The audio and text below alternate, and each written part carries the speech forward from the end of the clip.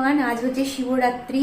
আমার তরফ থেকে আমার পরিবারের সকল সদস্যকে জানাই শিবরাত্রির অনেক শুভেচ্ছা ও অভিনন্দন। সকালবেলা থেকে অনেক জোগাড় জাগাড় চলেছে, তারপরে এখন ফাইনালি আমি শিব পুজো দিতে বসবো। এখন বাজে এই দুপুর 2টো। তো এখন আমি পঞ্চামৃত করে জাস্ট বাবাকে সাজিয়ে টাজিয়ে রাখবো, আর সন্ধ্যেবেলায় মেন পুজোটা হবে। উপবাস রেখেছি।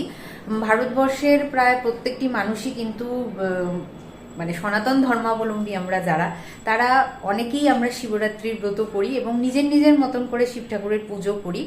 তো আমিও আমার মতন করে একটু পুজো করছি। আর সকালবেলা থেকে ফুল নিয়ে প্রচুর আজকে বিভ্রান্তি গেছে। তা যাই হোক, এখন মোটামুটি সবকিছু জোগাড় হয়েছে। তো সবকিছু নিয়েই এখন আমি পুজোয় বসবো। পঞ্চামৃত করাবো বাবাকে, চন্দন দিয়ে সাজাবো, আর তারপরে একটা সুন্দর করে বাবাকে একটু সাজানোর চেষ্টা করবো। তো চলো, তোমরাও দেখতে থাকো। আশা করছি আজকের ব্লগটা তোমাদের ভালো লাগবে। শিবরাত্রি হোক বা অন্য কোনো অনুষ্ঠান, আমার বাড়ির ছোট্ট সদস্য অর্থাৎ আমার 2 ছেলে লাল আর মুরারিকে সবার আগে আমাকে যত্ন নিতে হবে।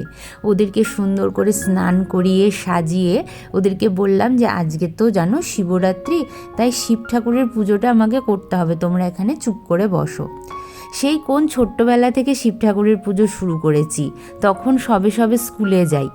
তখন থেকেই কিন্তু মা আর ঠাম্মার সঙ্গে আমি শিবরাত্রির পুজো করতাম। আসলে ওদেরকে দেখে আমার শখ হতো। পাশের বাড়ির একটা ছোট্ট দিদি ছিল যে আমার থেকে 1 বছরেরই বড় ছিল, তো সেই দিদি করতো। সেই দিদির দেখেই আমার মনে হলো যে চলো শিব পুজো করা যায়। তখন তো শিব ঠাকুরের এত মাহাত্ম্য এত কিছু আমি জানতামই না। আর তারপরে যেরকমই না আমার পরিস্থিতি গেছে, আমি হয়তো ভেবেছি যে এবার শিব পুজোটা আর করবো না, বন্ধ করে দেব। কিন্তু তারপরেও ঠাকুর যেন আমার হাত থেকে পুজোটা নিয়েই নিয়েছে। আর আজকে ফুলের দাম একদম আকাশ ছোঁয়া। এই যে মরা মরা যে ফুলের মালাটা দেখছো, এটার দাম কত তোমরা একটু গেস করো তো। আজকে আমি একটাও ভালো ফুল পাইনি। যখন আমি তোমাদেরকে শ্যুট করে দেখিয়েছিলাম কত সুন্দর সুন্দর ফুল নিয়ে এসে পুজো দেখিয়েছিলাম, আজকে না পেয়েছি একটা ভালো আকন্দের মালা, না পেয়েছি একটা সুন্দর ধুতুরা ফুল, আর না পেয়েছি একটা সুন্দর ধুতুরা ফল। আর নীলকণ্ঠ ফুল তো ছিলই না। একটা ছোট্ট মালা আমি নিয়ে এসেছিলাম, তাও 2-3টে দোকান ঘোরার পরে। তো কি আর বলবো, যা জোগাড় হয়েছে তাই। তবে আমি তো জানি ভোলানাথ একটু গঙ্গা জল আর একটা বিল্বপত্রতেই কিন্তু সন্তুষ্ট হয়ে যায়। ওই যে বলি না, যে কিছু জোগাড় করতে পারবে না সে শুধু একটু গঙ্গা জল, আর গঙ্গা জল জোগাড় করতে না পারলেও ওম গঙ্গা বলে জলটা ঢালবে, আর একটা বেলপাতা দিয়ে দেবে। সব সময় যে টাকা পয়সার অভাব থাকে সবার, তা কিন্তু না। অনেক সময় দেখো জোগাড় করতে চাইলেও প্রয়োজন মতন জিনিসগুলো আমাদের আশেপাশের দোকানে পাওয়া যায় না। আর কোনো দিনও আমি মহাদেবকে এরকম এত বাজে মালা পরাইনি। এইবার যেই মালাটা আমি পরালাম, মনটাও খারাপ লাগছিল যে এত বাজে একটা মালা আমাকে কিনে আনতে হলো। কিন্তু কি আর করা যায়, আশেপাশের দোকানে কোনো কিছুই পাইনি। একটা যে সুন্দর বড় রজনীগন্ধার মালা আনবো, একটু গোলাপ লাগানো থাকবে, কিছুই না। যাই হোক, ফল মিষ্টি দিয়ে আজকে পুজোটা সারবো। তারপরে দেখো এই যে গুড়ের রসগোল্লাগুলো, এগুলো কিন্তু আর কদিন পরে চলে যাবে। তাই জন্য আমি চেষ্টা করি যতদিন এই গুড়ের সিজনটা থাকে, তার মধ্যে যে পুজোগুলো পড়ে তার মধ্যে আমি ঠাকুরকে একটু গুড়ের রসগোল্লা খাওয়ানোর চেষ্টা করি। তো সকালবেলাকার পুজোটা আমি শুধু মিষ্টি দিয়েই সেরেছিলাম। ওই যে বললাম না, ছোটোবেলা থেকে মা ঠাম্মাকে যেইভাবে আমি পুজোটা করতে দেখেছি, আমি ঠিক সেইভাবেই করার চেষ্টা করি। আর কি বলো তো, শিব পুজোটা আমার করতে ভীষণ ভালো লাগে। আমার মনে হয় সবাই আমরা শিব পুজো করতে ভালোবাসি। আমরা যারা সনাতন ধর্মাবলম্বী, তারা কিন্তু যে কোনো পরিস্থিতি হোক বা যে কোনো কিছু, পুজো ছাড়বো বললে কিন্তু পুজো আর কি ছাড়া যায় না। মনে হয় যে ওতপ্রোতভাবে ভগবান আমাদের সঙ্গে জড়িয়ে আছে, আর আমরাও যেন অনেক ভালোবেসে এবং কিছুটা হলেও ভালোবাসার টানেই তার পুজোটা কিন্তু করে থাকি। কখনোই কাউকে অবহেলা করতে পারি না, সেটা যে ঠাকুরই হোক। তারপরে এই যে দেখো, গোপালদেরকে একটু নিজে হাতে খাইয়ে দিলাম আর ধূপ দ্বীপ দিয়ে আরতি করে নিলাম। এই পুজোটা দেখতে কত তাড়াতাড়ি মনে হচ্ছে না, কিন্তু আমার করতে প্রায় 2 ঘন্টা টাইম লেগে গেছে। তো চলো, দিনের বেলার পুজোটা তো এইভাবে সম্পন্ন করলাম, আবার রাতের বেলায় দেখা হবে। দুপুরে পুজো পাঠের পর এখন বাজে সন্ধে 5:45। আমি আবারও তোমাদের সামনে চলে এসেছি। শোনো, ওদিকে আজান পড়ছে। তো আমিও সন্ধেবেলায় আগে প্রথমেই ঘরের সন্ধে আর গোপালদের সেবাটা দিয়ে নেবো, মানে গোপালদের 3য়-বারের সেবাটা দেব। আর তারপরে আবার শিবরাত্রির পুজোটা শুরু করব। 6:30 না, 6:45 প্রথম প্রহর লাগছে। তো আমরা মোটামুটি শিব পুজোটা 6:45 শুরু করে দেব। আর আমার পিছনে যে দেখো, এই যে রজনীগন্ধার যে স্টিকগুলো আজকেই এনেছিলাম, ভীষণ সুন্দর একটা মিষ্টি গন্ধ দিচ্ছে সন্ধে হওয়ার পর থেকে। সাধারণত রজনীগন্ধা আমরা সবাই জানি জানি যে রাত্রেবেলাই ফোটে। তো এই ফুলটা এত সুন্দর মিষ্টি গন্ধ দিচ্ছে যে চারিদিকে মনে হচ্ছে পুজো পুজো একটা বাতাবরণ। তো এই হচ্ছে প্ল্যান। এখন পুজোটা দেবো, যদিও আজকে ফুল টুলগুলো একদমই আমি মনের মতন পাইনি, তাও কি করা যাবে, সেগুলো দিয়ে এখন কাজ সারতে হবে। এবার আমি ভেবেছিলাম যে আরও সুন্দর করে বাবাকে সাজাবো, কেন শিবরাত্রি আমার এই বাড়িতে প্রথম। তো সেই জন্যই যেরকম ভাবা সেরকম কাজ। আর এখানে দেখো আমার কাছে একটা চালচিত্রের মধ্যে দুর্গা ঠাকুর ছিল, যেটা আমি আমার শ্যুটের জন্যই কিনে এনেছিলাম। আর এদিকে এবার তো আমি মহাদেবেরও একটা বিগ্রহ কিনে এনেছি, যদিও এটার মধ্যে প্রাণ প্রতিষ্ঠা আমি করিনি, কেন প্রাণ প্রতিষ্ঠা করলে আবার তাকে আমাকে মন্দিরে বসাতে হবে, সেই জন্য আমি শিবলিঙ্গতেই পুজো করেছি। কিন্তু যেহেতু শিব ঠাকুরের আজকে বিয়ের দিন, তাই মা দুর্গা আর শিব ঠাকুরকে এক জায়গায় বসিয়ে সুন্দর একটা ফুলের মালা পরিয়েছিলাম। আর এত অপূর্ব লাগছিল, তোমাদেরকে কি বলবো, ক্যামেরায় কতটা বুঝতে পারছো তা জানি না, কিন্তু সামনাসামনি ভীষণ সুন্দর লাগছিল। আর এই দিনে আমি কিন্তু অনেক ধরনের মালা পরিয়ে থাকি, যারা আমার পুরনো বন্ধুরা আছো তারা জানো।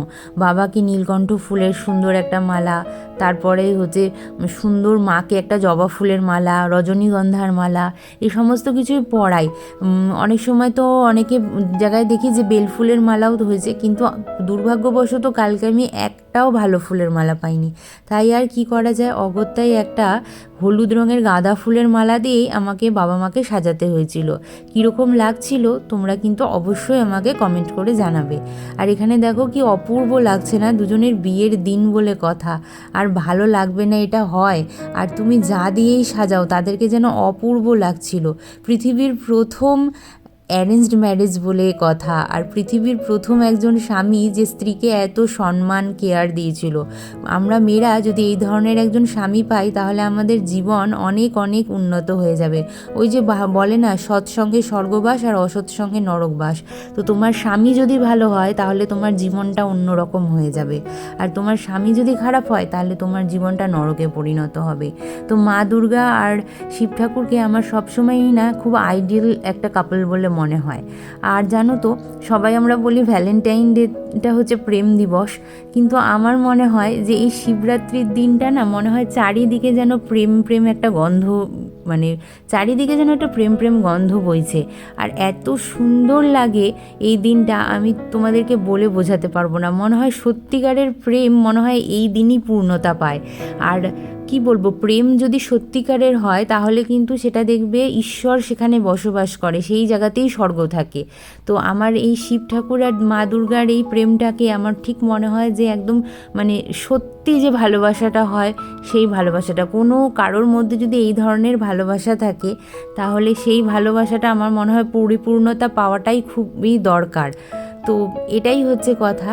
আর পৃথিবীর প্রত্যেকটা মেয়ে যেন মা দুর্গার মতন এরকম একজন স্বামী পায়, এটাই হচ্ছে কথা। আর আমরা সবাই যেন শিব ঠাকুরের আদর্শে বিশ্বাস করে যেন আদর্শটা নিয়ে চলতে পারি, মানে সত্যম শিবম এবং সুন্দরম, এই পথে যেন চলতে পারি।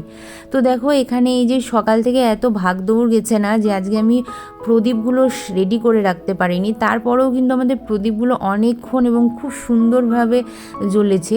আর মায়ের সঙ্গে ওদিকে আমি কথা বলতে বলতে এদিকে কিন্তু প্রদীপগুলো তৈরি করছিলাম। মানে ঘিয়ের প্রদীপ তো বুঝতেই পারছো যে জ্বলতে অনেকটা টাইম লাগে, আর একটু ভালো করে সলতে না ভিজলে কিছুতেই ঠিক মতন হয় না। তো এখানে পঞ্চপ্রদীপগুলো আমি সাজিয়ে নিচ্ছিলাম, তারপরে দেখলাম না ঘিটা একটু মনে হচ্ছে কম কম, তারপরে আবারও আরেকবার ঘি লাগিয়ে সুন্দর করে প্রদীপটা সাজিয়ে নিচ্ছিলাম। এর মধ্যে আমি মাকে বললাম কি, মা তুমি জলটা ঢেলে নাও আর তুমি সুন্দর করে পুজোটা দিয়ে নাও, তারপরে আমরা প্রদীপটা প্রজ্বলিত করব, কেন কি তাও একটু টাইম লাগবে, আর সেই টাইমে একটু প্রদীপটা কিন্তু ভিজেই যাবে। ও হ্যাঁ, আরও একটা কথা বলি, শিবরাত্রি মানেই আমরা জানি খুব সুন্দর করে সাজগোজের কথা। সাজগোজ না করলে কিন্তু শিবরাত্রিটা আমার মনে হয় অসম্পূর্ণ থাকে। কিন্তু এবার দুর্ভাগ্যবশত আমার দুই পায়ে এমন অ্যালার্জি বেরিয়েছে যে আমি আসলে কিছুই রাখতে পারছিলাম না, না হলে হয়তো শাড়িটা পরতাম বা হয়তো একটু মন্দিরেও যেতাম, কিন্তু এইবার আমি মন্দিরেও যেতে পারিনি। যাই হোক, এইভাবেই আমি আমার পুজোটা সারলাম। এখানে সমস্ত ধরনের ফল কেটে নিচ্ছিলাম, আর গোটা ফল তো নিবেদন করলাম, তোমরা দেখতেই পেলে। এখানে এখানে ফলগুলো সব কুচিয়ে নিচ্ছিলাম ভোগ নিবেদনের জন্য। আর ইচ্ছে ছিল খুব সুন্দর করে একটা জুঁই ফুলের মালা মাথায় দেব, তারপরে হাতে মেহেন্দি পরবো, কিন্তু এবার আর কিছুই হলো না। যাই হোক, তো সামনেই আমার জন্মদিন আছে, তো ভাবছি যে জন্মদিনে আমি সুন্দর করে মেহেন্দি পরবো। আর একজনকে আমি বলেও রেখেছি যে এসে একটু মেহেন্দিটা পরিয়ে দিয়ে যাওয়ার কথা, তো তিনি এগ্রি করেছেন যে হ্যাঁ আসবেন। তবে আমার শিবরাত্রির দিন মেহেন্দি পরার খুব ইচ্ছে ছিল। আমার কেন যেন মনে হয় কি যে এই দিনটাতে আমি খুব সুন্দর করে সাজবো, পরিপাটিভাবে শাড়ি পরবো, মাথায় একটু জুঁই ফুল বা বেল ফুলের মালা দেব, মানে কেমন যেন একটা, মানে আমি তোমাদেরকে আসলে বলে বোঝাতে পারছি না। এই দিনটায় আমার খুব মনে হয় যে মানে চারিদিকে আকাশে বাতাসে ভালোবাসার একটা গন্ধ গন্ধ এরকম যেন মনে হয়। তোমাদের কি কারো মনে হয়? তোমরা একটু প্লিজ আমাকে কমেন্ট করে জানিও তো। যাই হোক, সারাদিন উপোস করেছি, তবে নির্জলা উপোস করতে পারিনি, চা শরবত এগুলো খেয়েছি। আগে নির্জলা করতাম, এখন আর পারি না গো। তো যাই হোক, বেলপাতা দিয়ে সব ভোগ নিবেদন করে নিলাম। আর 5 রকমের 5টা মিষ্টি এনেছিলাম বাবার জন্য সন্ধ্যাবেলায় পুজো দেওয়ার জন্য। আর এখানে এই যে দেখো পঞ্চপ্রদীপটা এখন সুন্দর করে সাজিয়ে নিচ্ছি, মানে প্রজ্বলিত করে নিচ্ছি। তারপরে আমরাই আরতি টারতি করবো। আর কর্পূরও ছিল পঞ্চপ্রদীপের মধ্যে। আর বাবার তো পুজোতে কর্পূর, ধূপের ধুনো এই সমস্ত কিছু লাগে। আর এখানে আমি বিশালভাবে হাতে একটা ছ্যাঁকা খেয়েছি এই কাজটা করতে যেয়ে। তারপরে ওম নমঃ শিবায় জাপ করতে করতে বাবার আরতি করে নিচ্ছি। আমার মনে হয় কি যে তুমি নিজে মন থেকে যতটুকুন করতে পারবে ততটুকুন যদি করো, কোনো ভুল ত্রুটি থাকলেও বাবা কিন্তু সেটা নিজ গুণে ক্ষমা করে দেন। এবং সে কখনোই সন্তানের অমঙ্গল করেন না। এটা আমরা বলি না যে এই জিনিসটা ঠিক মতন করে না দিতে পারলে অমঙ্গল হবে, অমুক জিনিসটা না নিয়ে আসতে পারলে অমঙ্গল হবে। আসলে কিছুই না। তুমি যদি জোগাড় করতে নাও পারো বা পুজোয় যদি ভুল ত্রুটিও হয়ে যায়, সেটা বড় কথা না। তুমি কতটা মন দিয়ে কাজটা করছো, কতটা মন দিয়ে বাবাকে ডাকছো, কতটা ভক্তি ভরে ডাকছো, সেটাই বড় কথা। এই যে দেখো আমি শ্যুট করতে করতে কাজটা করছি, তাহলে আমার কি কোনো ভুল ত্রুটি হয়নি? অবশ্যই হয়েছে, কিন্তু আমি জানি আমার মহাদেব সেটা নিজ গুণে ক্ষমা করে দেবেন। সো বন্ধুরা, আজকে হচ্ছে পরের দিন, অর্থাৎ পারণ আজকে। তো সকালবেলা একদম ভোর ভোর ঘুম থেকে উঠেছি, উঠে পারণের পুজো পাঠ সবই কমপ্লিট করলাম। আর তারপরে হচ্ছে তোমার আজকে সাই বাবার পুজো ছিল, তারপরে বৃহস্পতিবার সেহেতু মা লক্ষ্মীরও পুজো ছিল, সবকিছুই কমপ্লিট করেছি।